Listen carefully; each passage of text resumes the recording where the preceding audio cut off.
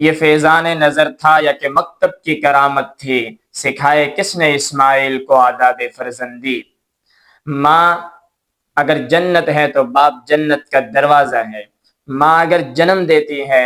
تو باپ زندگی دیتا ہے، ماں چلنا سکھاتی ہے تو باپ دوڑنا سکھاتا ہے،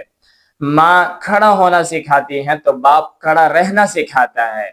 ماں بچے کی حفاظت کرتی ہے تو باپ دونوں کی حفاظت کرتا ہے، ماں گھر کو سجاتی ہے تو باپ گھر بناتا ہے، ماں بہت شفیق ہوتی ہے تو باپ بہت مہربان ہوتا ہے۔ اس لیے اللہ کے رسول صلی اللہ علیہ وسلم نے فرمایا کہ تمہارا باپ تمہارے لیے جنت کا سب سے اچھا اور بہترین دروازہ ہے، اب تمہارے اوپر ہے کہ تم اس کی فرمانبرداری کر کے اس دروازے کی حفاظت کرو یا اس کی نافرمانی کر کے اس دروازے کو ضائع کر دو۔ اس لیے اپنے والدین کا، خاص کر اپنے باپ کا احترام کرے، اس کی عزت کرے، اس کو احترام والا درجہ دے، اس کو اہمیت دے اور دوسرے لوگوں پر اس کو فوقیت دے۔ لیکن آج کل تو معاشرے میں کیا نظر آتا ہے کہ اکثر لوگ کہہ دیتے ہیں، بیٹے کہہ دیتے ہیں کہ باپ نے مجھے دیا ہی کیا ہے، باپ نے تو کچھ بھی ہمارے لیے نہیں چھوڑا۔ یار اتنا سوچو کہ آج تو جس مقام پر ہے، آج جو تیرا عہدہ ہے، لوگ تیری عزت کرتے ہیں، تجھے احترام کی نگاہ سے دیکھتے ہیں، یہ تیرے باپ کی وجہ سے ہے۔ اگر تیرا باپ تجھے تعلیم و تربیت کے لیے نہ بھیجتا،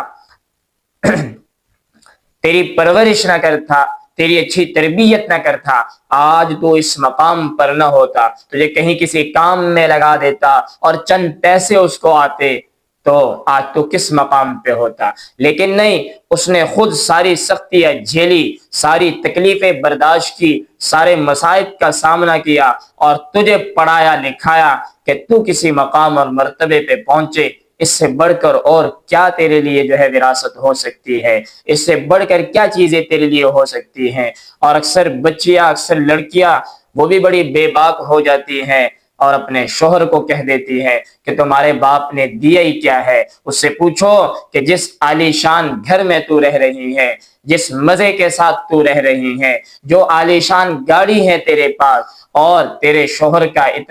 اتنی عزت ہے، اتنا احترام ہے، اتنا بڑا اس کا عہدہ ہے، تیرے باپ نے آ کر اس پر محنت نہیں کی، اس کے باپ نے کمایا، اپنا خون پسینہ ایک کیا، ساری سختیاں برداشت کی، تکلیفیں برداشت کی اور اس کو تیار کر کے تجھے دے دیا۔ اس سے بڑھ کر اس کا والد تجھے اور کیا دے۔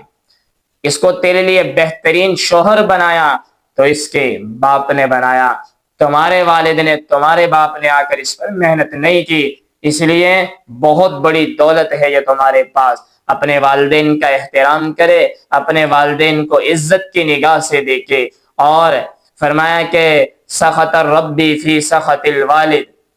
وسخط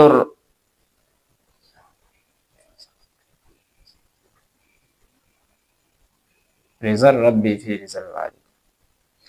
اور فرمایا رضا الربی فی رضا الوالد وسخط الربی فی سخط الوالد، کہ اللہ رب العزت نے باپ کی خوشنودی کو اور باپ کی فرمانبرداری کو اپنی خوشنودی اور اپنی رضا قرار دیا ہے کہ جس کا باپ اس سے راضی ہوا، اس سے خوش ہوا تو اللہ بھی اس سے راضی ہے اور اس سے خوش ہے، اور جس کا باپ اس سے ناراض ہوا تو اللہ بھی اس سے ناراض ہے۔ اس لیے اپنے والدین کا احترام کرے۔ بڑا مشہور واقعہ ہے کہ ایک باپ ضعیف العمر ہے تو چارپائی پہ لیٹا ہوا ہے، اس کا بیٹا اس کے سرہانے بیٹھا ہے، تو وہ کرہ کر اپنے بیٹے سے پوچھتا ہے کہ بیٹے یہ دیوار کے اوپر کیا ہے؟ تو بیٹا کہتا ہے کہ ابا پتھر ہے چھوٹے سے۔ تو کچھ دیر گزرتی ہیں تو وہ ضعیف العمر باپ کرہ کے دوبارہ پوچھتا ہے بیٹا یہ دیوار کے اوپر کیا ہے؟ تو وہ بیٹا ذرا سخت لہجے میں، تھوڑا سا سخت لہجہ بنا کر جواب دیتا ہے کہ ابا پتھر ہی ہے۔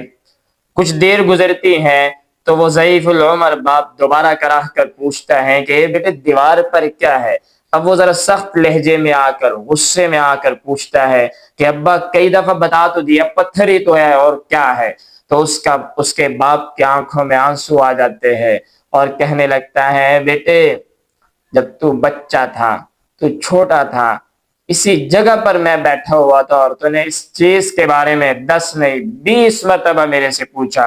اور میں ہر دفعہ مزید پیار سے تجھے بتاتا کہ بیٹا یہ چھوٹے چھوٹے پتھر ہے۔ جس باپ نے تجھے چلنا سکھایا،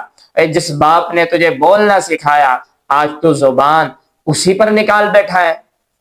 تو والدین کا احترام کریں۔ والدین زندگی کا ایسا سایہ ہے کہ جب تک یہ موجود ہو تو احساس نہیں ہوتا، لیکن جب یہ دنیا سے رخصت ہو جائے تو ان سے بڑا پچھتاوا کسی اور چیز پہ نہیں ہوتا۔